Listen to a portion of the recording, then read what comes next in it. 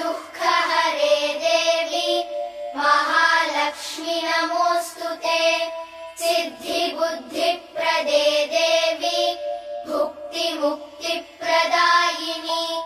मन्त्रमूर्ते सदा देवी महालक्ष्मी नमोऽस्तुते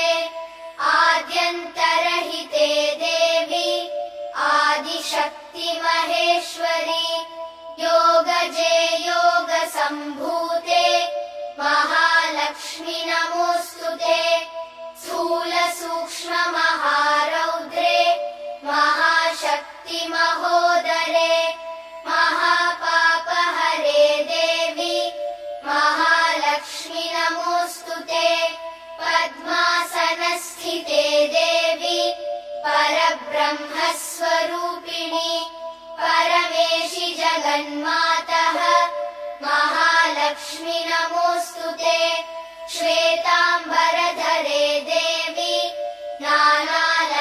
नानालङ्कारभूषिते जगत्स्थिते जगन्मातः